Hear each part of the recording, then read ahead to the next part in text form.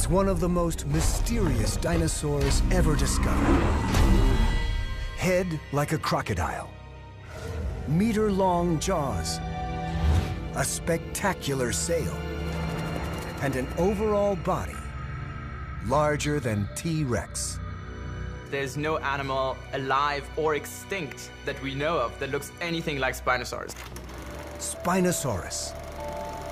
Only one skeleton has ever been found.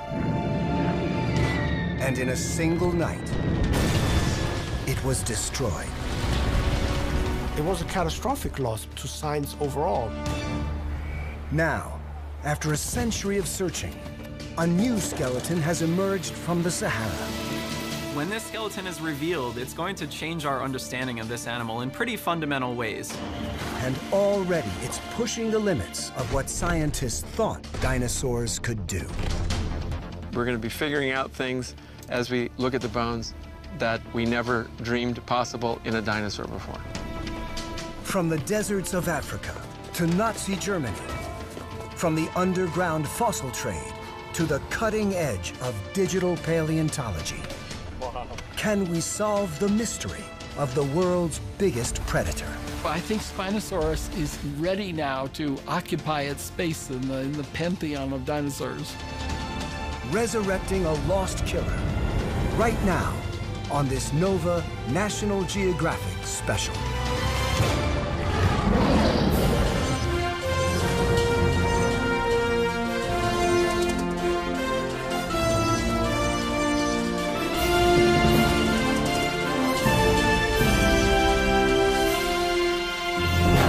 Major funding for NOVA is provided by the following. The David H. Koch Fund for Science, supporting NOVA and promoting public understanding of science. And the Corporation for Public Broadcasting, and by PBS viewers like you. Thank you. The Moroccan Sahara, 7 hours east of Marrakesh. A remote, barren desert.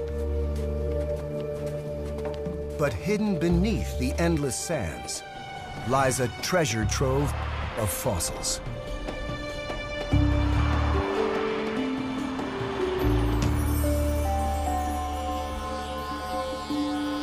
Morocco's ancient rock has preserved an amazingly complete record of life here. From prehistoric insects and sea creatures to crocodiles and dinosaurs.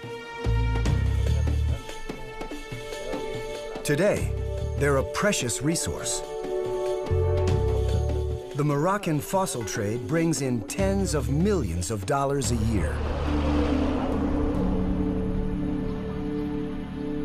What you have here, it's a little bit like a geology book, you know? So you have fossils, you have trilobites, you have corals, minerals. It's literally the history of life on our planet laid out on these benches.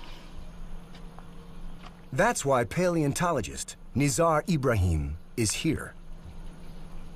He's come to Morocco's fossil capital, Erfoud, in search of one of the rarest, most mysterious animals ever discovered.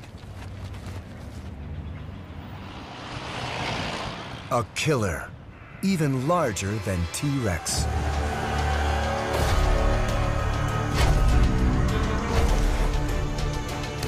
Its name is Spinosaurus. Spinosaurus, even by dinosaur standards, is one of the strangest, weirdest creatures anyone can imagine. Well, this animal is a fabled beast. I make the comparison to Nessie, the Loch Ness Monster, or the Sasquatch, or the Abominable Snowman. I mean, yes, they're pictures in books, but we can't put our hands on the real fossils. Spinosaurus is one of the great mysteries of the dinosaur world. This is an animal that we know was enormous, we know was very strange, but short of that, we don't know that much about it. Spinosaurus tooth. Sharp, conical, and very large teeth discovered all across North Africa offer telltale signs of this powerful predator. The problem is, very few Spinosaurus bones have been found to go with them. Spinosaurus fossils are very rare. Teeth are actually fairly common find, but an associated skeleton, several bones that belong to the same animal, that's something that happens once every 100 years. Nizar, a specialist in North Africa's ancient fossil beds, has spent the last decade scouring museum collections and fossil shops around the world for elusive Spinosaurus bones. I was looking at everything, just hoping to find something that someone hadn't seen before. So I was starting to piece together a basic outline of the skeleton, but there were so many missing parts. It was very frustrating. Frustrating, but not unusual for North Africa. Fossilized remains of dinosaurs have been notoriously difficult to find here because of the vast distances and harsh desert conditions. It brings new meaning to, a needle in a haystack. Nizar recently joined forces with paleontologist Paul Sereno, a leading expert in African dinosaurs. You know what it's like digging in some places in North America and China? It's littered with bones. We've got dozens of skeletons of T-Rex. In Africa, it's a totally different story. You have this great Sahara Desert, which extends literally in different directions, thousands of miles from where we're sitting here. Many without roads. You could spend a week here, easily, with an entire team, and not find one piece of bone. It's a challenge. Sereno has had more luck than most. In 1997, he discovered a predator named Suchomimus in nearby Niger. The name means croc mimic because of its long, narrow snout. He also found the only well-preserved skull of Carcharodontosaurus, the shark-tooth lizard. That was an incredible find. This giant T-Rex-sized skull, but had these stabbing 6-inch teeth. Together with the remains of giant crocodiles, flesh-eating birds, and Spinosaurus. The few fossils found here indicate that 95 million years ago, this may have been the most dangerous place in the history of Earth. A habitat of giant carnivores covering much of North Africa. This is possibly unprecedented in Earth history. Big predators tend to be rare. It takes a lot of food to feed a population of large carnivorous animals. It just seemed like a place that shouldn't really exist. It's a mystery Nizar believes he can solve if he can just find another specimen of the enigmatic Spinosaurus. But before venturing further into the desert, Nizar's quest takes him to Germany and the castle of an eccentric aristocrat, Ernst Stromer. The little we know about Spinosaurus begins with him. Ernst Stromer was a German paleontologist. He was really an explorer that wanted to find fossils on virgin grounds. The year is 1910.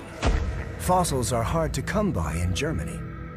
But across the Mediterranean, in the deserts of Egypt, come reports of vast formations of ancient rock. Stromer is eager to explore them, not for dinosaur fossils, but for early mammals, to chart their diverse evolution.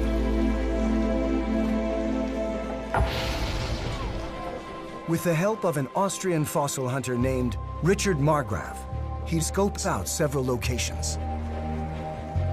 The most promising, according to their crude geological maps, appears to be the Bahariya oasis on the edge of the Sahara Desert.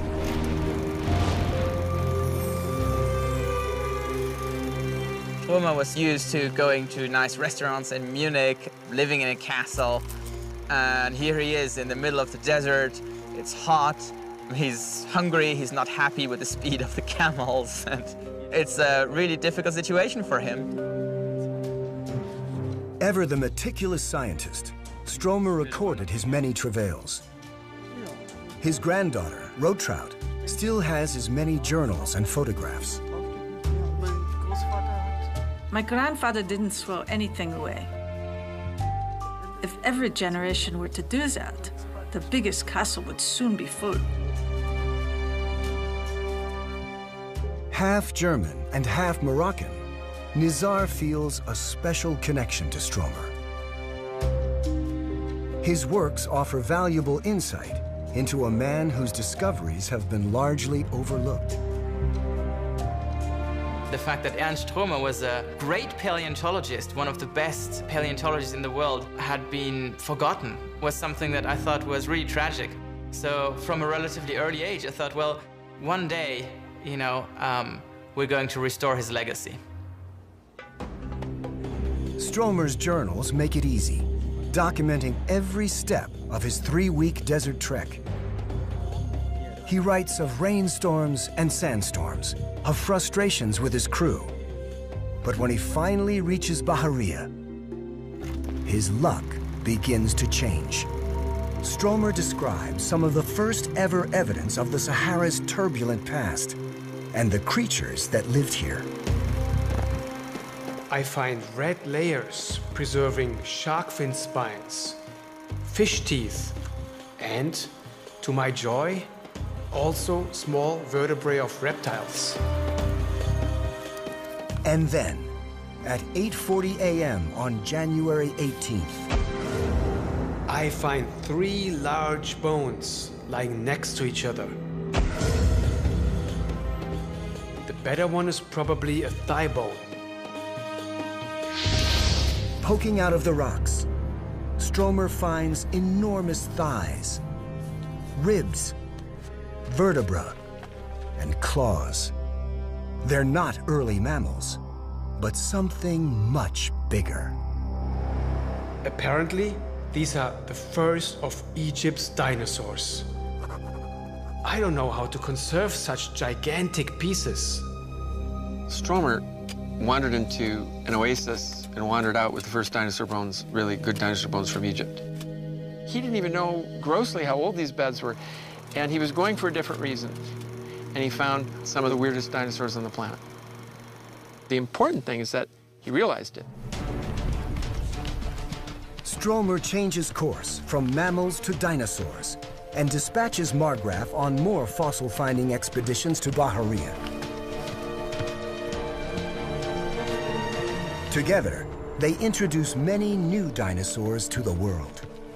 A large plant eater, Aegyptiacus, killer carnivores, Bahariasaurus, and Carcharodontosaurus.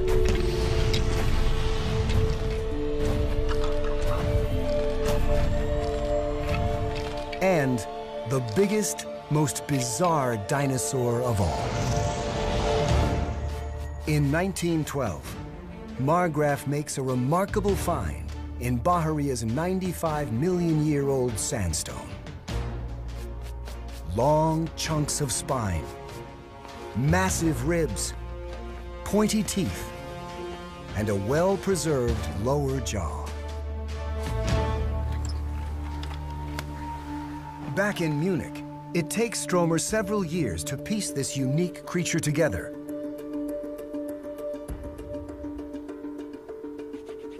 He describes an animal with jaws like a crocodile, smooth cone-shaped teeth, razor-sharp claws, 6-foot spines comprising a magnificent sail, and an overall size larger than any other predatory dinosaur, including T-Rex, which had only recently been discovered in North America. Stromer was amazing at how well he understood this animal from the pieces that he had. He realized that he was dealing with something that was like nothing else that had been found anywhere else in the world. In 1915, Stromer dubs his animal Spinosaurus aegyptiacus, the spined lizard of Egypt. For the next several decades, the skeleton becomes a popular attraction at Munich's Natural History Museum. But that all changes when the Nazis rise to power. An outspoken critic of the regime, Stromer suffers terribly during the war. All three of his sons are sent to the front lines. Only one, his granddaughter Rotraut's father, survives. And if that isn't enough, even Stromer's life's work becomes a casualty of war. We're in Munich here, Neuhauserstraße 51. This is the exact place where the Spinosaurus skeleton was mounted. It was a great collection, one of the biggest natural history collections in Europe. So Stromer was very proud of the things he had found, and he tried very, very hard to have them put into a safer location. But the museum director, a dedicated Nazi, refuses to move the fossils. And on the night of April 24th, 1944, hundreds of Allied bombers drop thousands of bombs on Munich. The museum is destroyed. Spinosaurus is lost to history.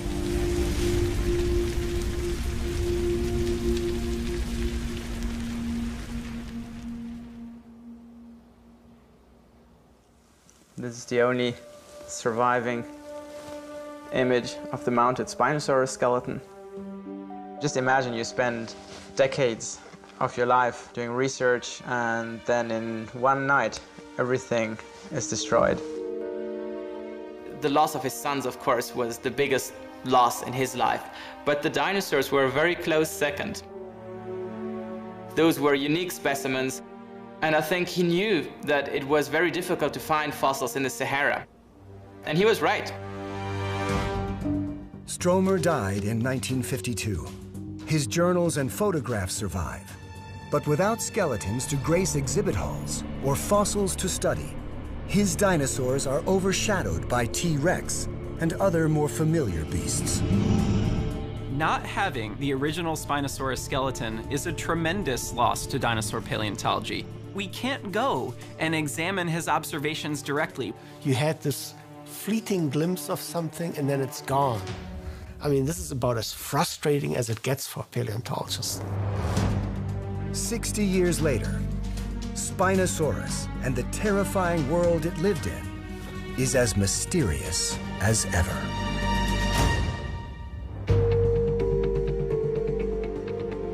Over the decades, a few Spinosaurus bones have turned up from across North Africa. Teeth, vertebrae, and this partial snout. They're isolated pieces mostly, dug by amateur fossil hunters and sold to private collectors on the black market. But if scientists don't know where they come from or what they were attached to, they hold little value. We were tempted and teased by teeth and little tiny pieces and then a snout here, but no skeleton, nothing associated, nothing bone to bone, nothing to piece together more than what Stromer had done 100 years ago. But then suddenly, everything changes. At the Natural History Museum in Milan, Italy, Cristiano del Sasso receives a large collection of bones from an Italian fossil trader. He's told they're from Morocco, likely spirited out illegally. They all seem to be from a single specimen. And they bear a striking resemblance to Stromer's lost Spinosaurus. Cristiano quickly connects with Nazar, knowing he'd been obsessing over Spinosaurus bones for the last decade. They said that it's a large predatory dinosaur and that I should see it. So I traveled to Italy on my small doctoral student budget, and I saw this really amazing layout of bones on a table. Tall spines, leg bones, foot bones, skull fragments. It was a collection of fossils, even more complete than Stromer's. I was just amazed. It was, a difficulty breathing. I was just thinking, my God, is this what I think it is? Convinced the skeleton is Spinosaurus, Nizar arranges to have all 60-odd bone fragments moved to Paul Sereno's lab at the University of Chicago to be systematically studied. When finally this specimen of Spinosaurus showed up, we were picking our jaw up off the ground. Nothing made sense. Sereno expected Spinosaurus to be similar to Suchomimus, the other meat eater he had discovered in North Africa. Suchomimus lived 15 million years earlier than Spinosaurus, around 110 million years ago. It too had a long snout, conical teeth, and a sail, so Sereno determined that it was actually a cousin of Spinosaurus. But Spinosaurus had taken those adaptations to the extreme. We began to realize pretty quickly on that this animal was no ordinary dinosaur. The team could see immediately that some of the new Spinosaurus bones matched the ones in Stromer's old photographs, especially those characteristic spines. In the front part of the sail. What do you think of the tailbone? But now they had new bones that Stromer never had. Flat feet, hand and thigh bones, pieces from the back of the skull. The makings of an animal more bizarre than even Stromer could have imagined. So this is really the jackpot. But all these bones are missing one crucial bit of information: where they're from. Most fossils from Morocco are found by private collectors and actually bought and sold on the open market. And so when you do this, the critical contextual information is lost. To truly understand a dinosaur, we need to understand the rocks that it came from. Nizar has no idea where these bones originated, but as he studies them closely, he notices something eerily familiar. The cross-section of the spines have unusual lines running through them, perhaps fossilized traces of blood vessels. No one knows what they are, but to Nizar, they're a smoking gun. He remembers seeing similar bones in Morocco just a few years earlier. I thought, this is something I've seen before. I've seen a small chunk of bone, just like that one. And I thought, wow, I wonder if this is maybe the same specimen. If it is the same specimen and the bones match, Nizar might be able to track down the fossil hunter who dug them up. The only person who could take Nizar to the exact spot the dinosaur was pulled from. It's a long shot, but worth a trip back to Erfoud. Nizar has to rack his brain to remember details of the fossil dealer who first showed him the chunk of bone. He vaguely recalls a tall, mustached man in a white tunic. It became clear very quickly that that description fit many men in her food. Everybody thought that I was crazy. This had never been done before. Moroccan fossils have been described for many years, and nobody has ever been able to trace them back to the original site. With the help of British paleontologist Dave Martil and Moroccan Samir Zuhri, Nizar goes village to village, shop to shop, chatting up the locals for clues to the fossil hunter's whereabouts. I'm trying to find a needle in a haystack. Actually, it's much bigger than a haystack. It's a needle in the Sahara. Given Morocco's vague export laws, Nizar needs to tread carefully. Dealers here are allowed to dig up and sell all the common fossils they want. Trilobites, ammonites, even dinosaur teeth. Oh, wow. But exporting rare fossils out of Morocco without a license is illegal. Even if Nizar does find the man he's looking for, there's no guarantee he'll agree to help. Those are some big teeth. There's some really nice specimens here, but it's all isolated pieces, so that's all they're finding here. No associated skeletons. This is not where our skeleton came from, that's for sure. The trail in the fossil shops is going cold. Nizar decides to head south from Erfoud toward Morocco's ill-defined border with Algeria, where most of the country's fossils are found. Is he one of the diggers? Yeah, he's one of the diggers. Oh, excellent. Well, he should know where he's going then. Diggers here don't have any special training. With shovels and other crude tools, they bore tunnels straight into the rock, pulling out any fossils they can, often damaging them in the process.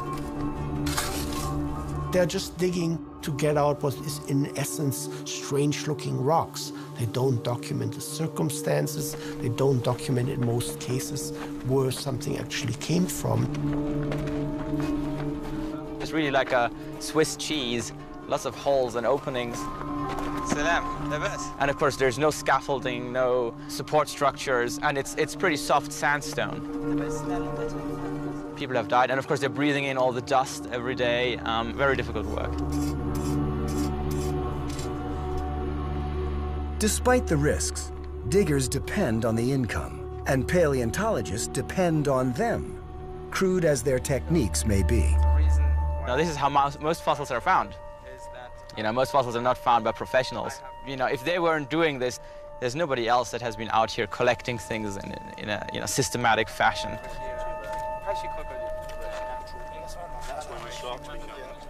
So far, there's no sign of the mystery fossil hunter.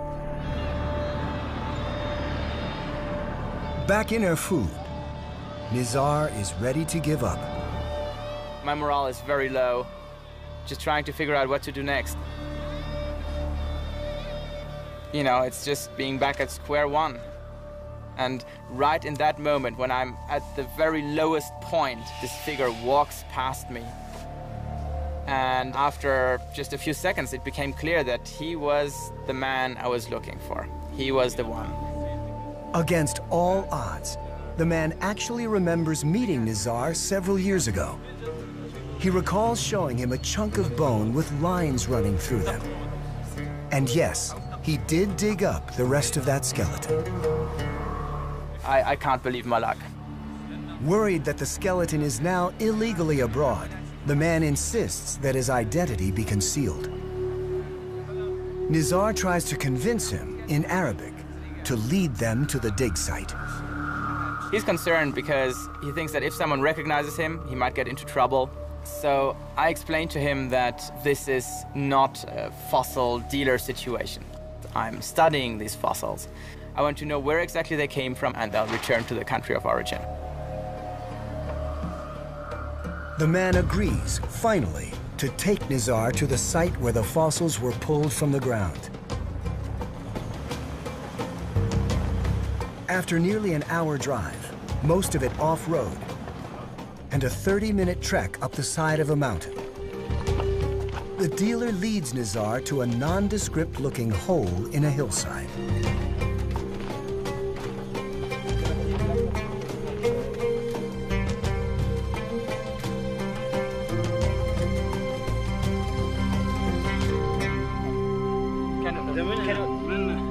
Within minutes, in the fill surrounding the dig site, they discover fragments of bones and teeth, all but certainly Spinosaurus. This is amazing. I mean, this will take some time to sink in, but this is amazing. It feels really surreal. The dealer explains how it took 2 people digging for 2 months straight to get the skeleton out, and how he sold it to an Italian fossil dealer for the equivalent of $14,000 US. This is the best thing he's ever found, and he's never found anything even close to that in terms of completeness. You find pretty bones, but never, ever a partial skeleton. The fact that they were able to relocate the discovery site of the skeleton is remarkable and is going to provide much needed information about the environmental context of Spinosaurus. Within months, Nizar rallies Paul Serino, Cristiano Del Sasso from Milan, and colleagues from the UK and Morocco to conduct a more thorough excavation. Wow, so this is it. Wow. Their goal now is simple: characterize the rock and landscape to see when and how Spinosaurus lived, and if they can, find more bones. Rather than boring tunnels straight into the rock, as the fossil hunter did, paleontologists excavate from the top. Oh, this is the overburden. A very hard rock over the layer that had the Spinosaurus bones. So we're widening this opening to the cave until we can get a surface here that is just above where the bones were found. We know they were found in a layer right down here. So to move this layer is the pay dirt here. At the bottom of the hill, Dave Martill takes a different tack, sifting through the tons of fill the local digger already discarded. Well, this stuff here is the overburden that the original guy who made the discovery threw to the side while he was trying to excavate the bones. But I don't think he was looking carefully enough, so I'm going through all of this. He needs to pass a massive amount of material through his sieve. But after several hours, Dave strikes pay dirt. Chunks of cone-shaped teeth, even a piece of jawbone that are all classic Spinosaurus. Well, even from small bits like that, I stand a chance of rebuilding an entire tooth, which is what I intend to do. It's just that I've got about 3 tons of material to sift through. The scientists scramble over the rocks for days, retrieving and assembling as many bits and pieces of the skeleton as they can.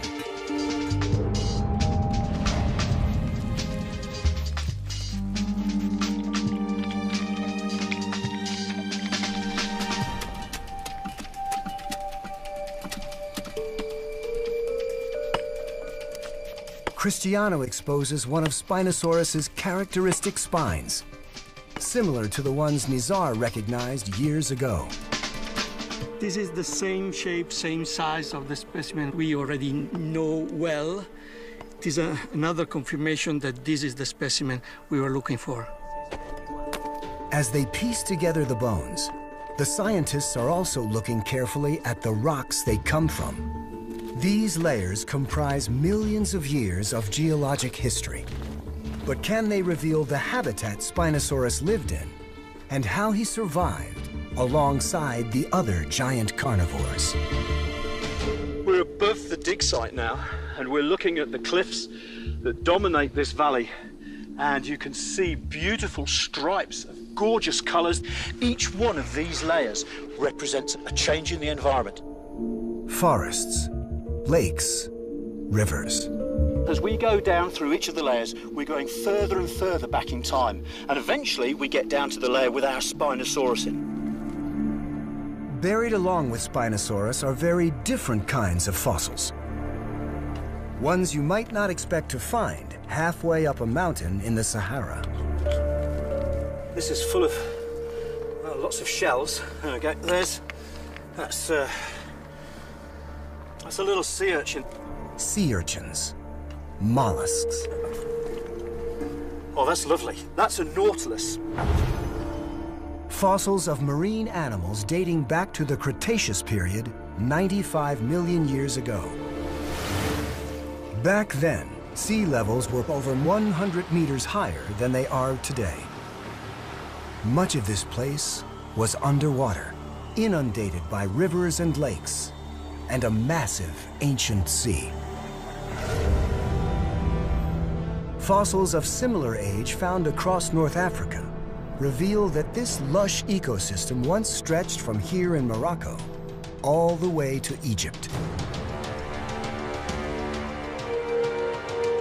And Spinosaurus, along with the other giant predators, lived throughout all of it.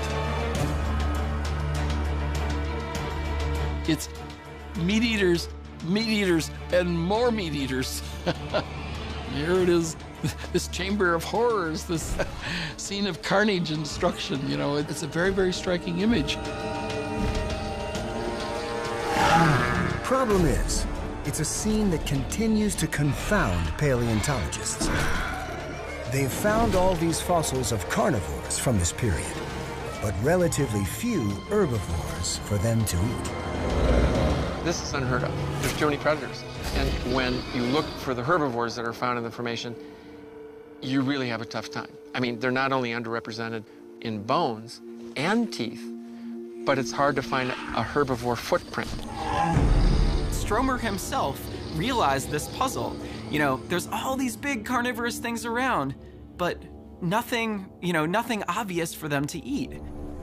Unless they were eating something else. There's another bivalve. There's lots and lots of bivalves. There are lots of shellfish in the fossil record, but also much larger sea creatures, like coelacanth, sawfish, and lungfish. A perfect meal for any dinosaur that could catch them. We're not talking about small little salmon. We're talking about giant 12-foot, 16-foot aquatic creatures. So one of these animals can easily feed an animal the size of Spinosaurus, no problem. That Spinosaurus, with its croc-like snout and conical teeth, was built to catch fish is an idea even Stromer had considered. Hey guys, I got some more of this too. Look at this. But in the history of paleontology, no one has found evidence that any dinosaur spent much of its life in water. If the new bones reveal Spinosaurus could, it would be the first. And that may help solve the mystery of North Africa's predators.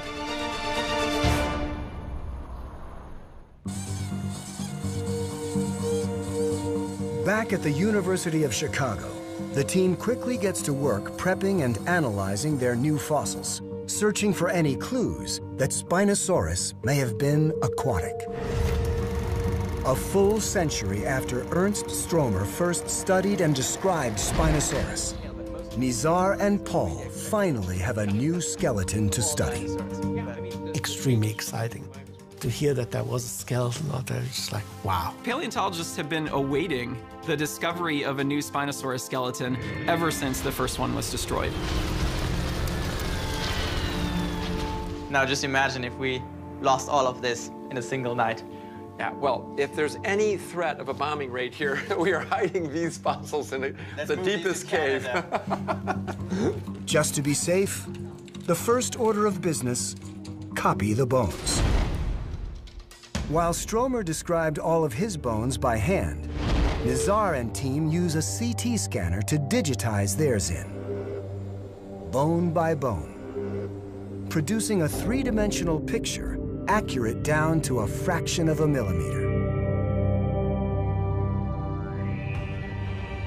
Back in the lab, paleo artist Tyler Keeler then manipulates the hundreds of files and begins assembling a virtual Spinosaurus. We have just now moved into the digital age for dinosaur reconstruction, in the sense that you can go literally from a bone to a digital model of the bone, to a digital skeleton, which you can simplify enough that you can make it move. You can make it walk. You can ultimately put skin on it. The skeleton is about 40% complete, a surprisingly high number compared to most specimens.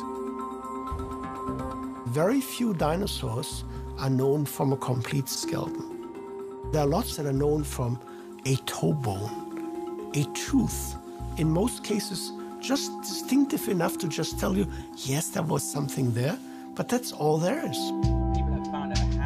The digital model allows the team to take their skeleton much further, even incorporating some bones they don't actually have. Using scans of Stromer's original photos and resizing the bones to match their specimen, they can add in bits of jaw and spine that they're missing. For the parts on the back that we didn't have, we're looking at Stromer's figures to fill those in. That's a Stromer specimen. Right, those are Stromer's. Scans of Suchomimus, Spinosaurus's croc-snouted cousin, help fill out the skull. Here's actually the Suchomimus brain case, fills in the back end very nicely. Scaling and incorporating bones from other specimens, they up their total from 40 to over 60%. Then, it's a matter of fitting the bones together. Just getting the jaws to close properly takes 14 days. Our knowledge of Spinosaurus comes from several different specimens. These aren't all the same size, and so you can't just, hodgepodge them together like some kind of giant Frankenstein. You have to build the digital model in the computer so you can get all the proportions correct and give us a better conception of what the skeleton of one of these animals would have been like.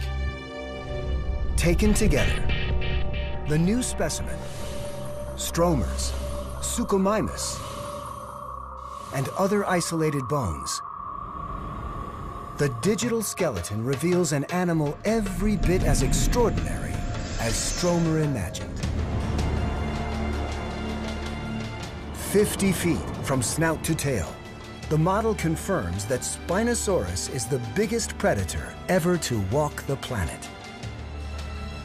At least 9 feet longer than the largest known T-Rex.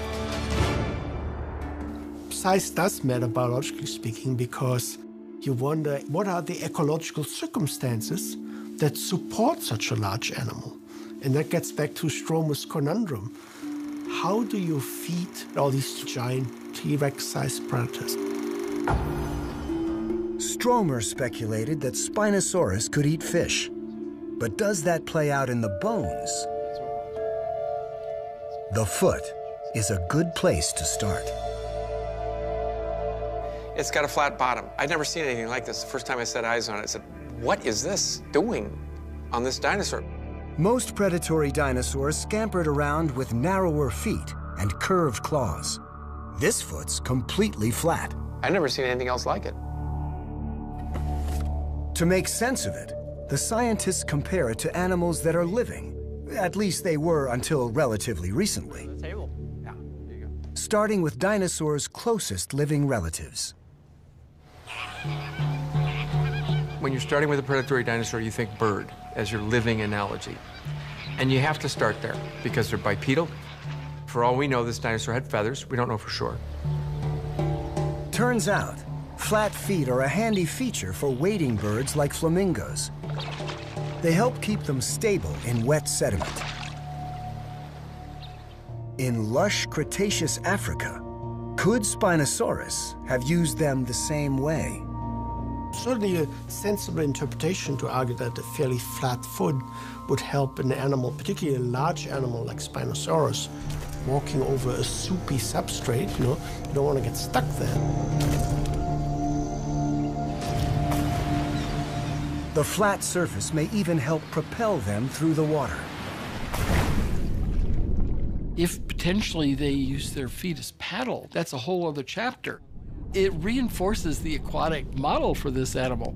We may not be able to prove it in a court of law, but it certainly makes the probability of our inferences much, much more secure. For more evidence, the scientists looked to Spinosaurus's other living relatives, crocodilians, which branched off from dinosaurs about 200 million years ago. Animals like this 250-pound tame alligator named Bubba. Bubba's a reptilian ambassador of sorts, allowing Paul and Nizar to get much closer to a large reptile than they probably should. Bubba is so kind to be able to lift up its hand and spread the toes so you can really see the anatomy of a live crocodilian. The potential for webbing on its feet. Its smooth, cone-like teeth.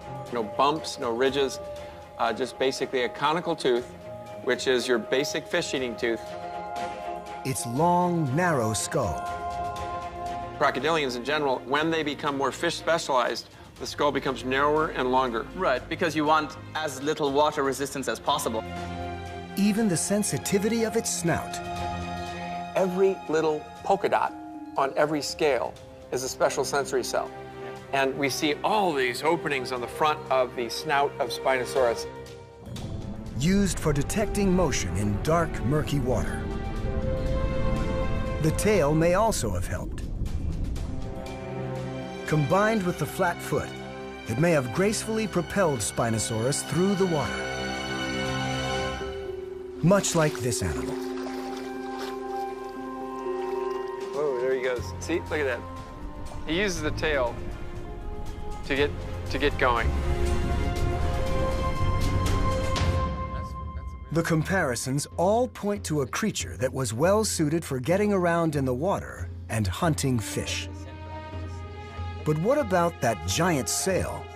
Neither birds nor crocs have that. From the old research journals, Nizar learns that Stromer had asked the same question and had found one animal to compare it to, the crested chameleon.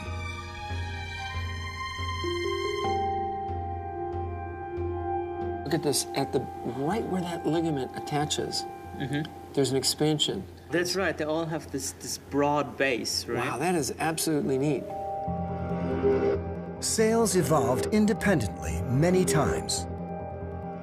Why isn't always clear. For storing fat, shedding heat, or as a display to warn off predators or attract mates. A likely use for thin, narrow spines like these. I think this was display. It was to make yourself look bigger. Maybe there was competition for mates. Maybe the health, the size of your spine was an important factor.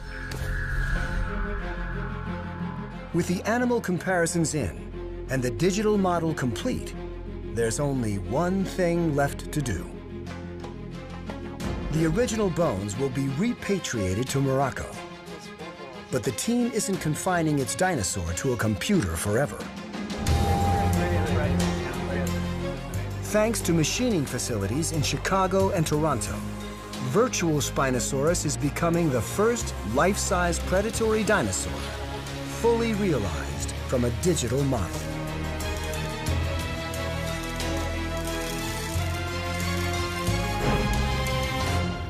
Seeing it for the first time, up close and personal, Paul and Nizar are confronted with just how massive Spinosaurus is, and how bizarre.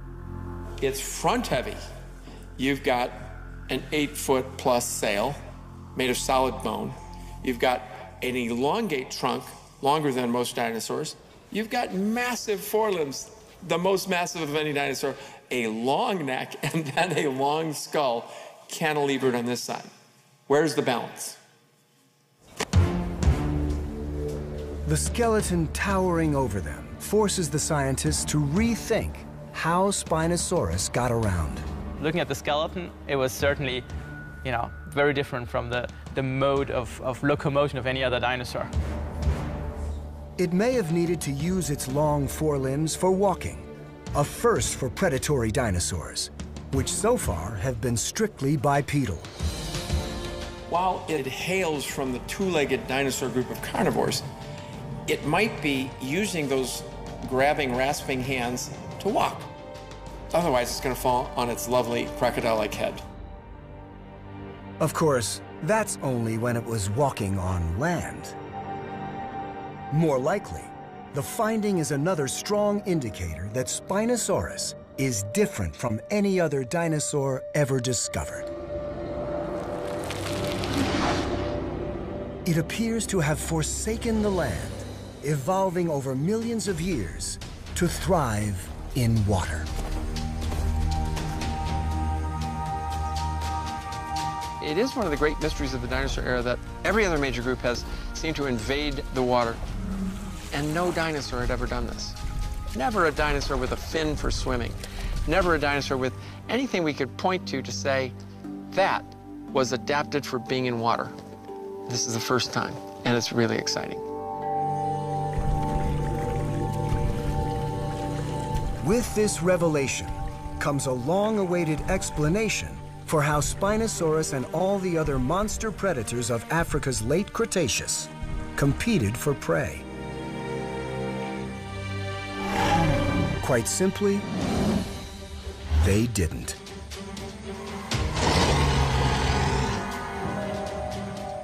Some large dinosaurs would have preyed on the region's limited meat supply.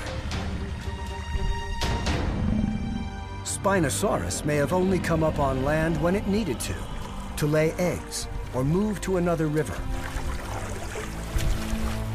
But put it in the water, and it was perfectly adapted to hunt a boundless supply of fish. If one of you is feeding on fish and the other one is feeding on large dinosaurs, you're not in direct competition, and that means more large carnivorous animals can occupy the same habitat.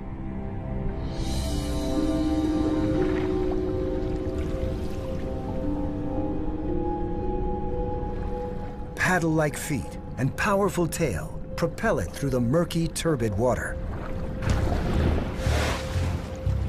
Sensors in the snout help home in on prey. And at precisely the right moment, Spinosaurus does what its body is built to do.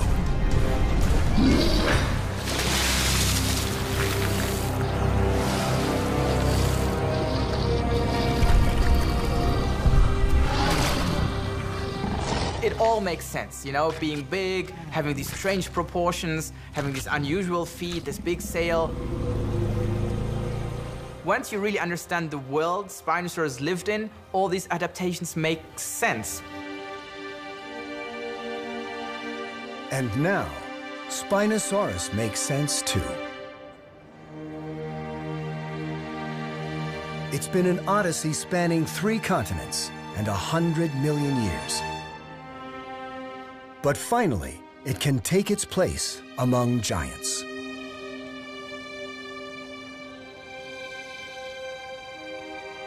It is the weirdest, largest predatory dinosaur that we may ever find in our lifetime.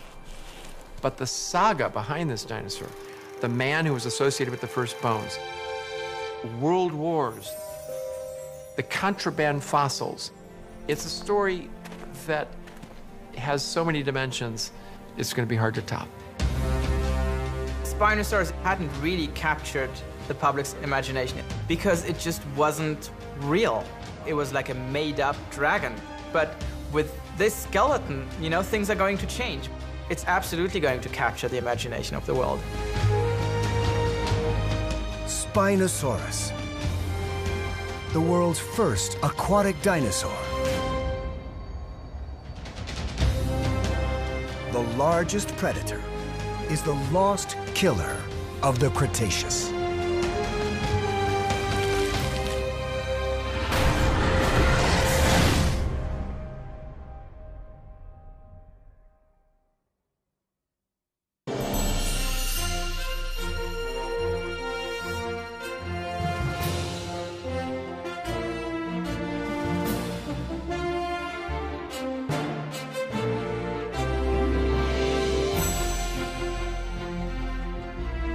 This Nova program is available on DVD. To order, visit shoppbs.org or call 1-800-PLAY-PBS. Nova is also available for download on iTunes.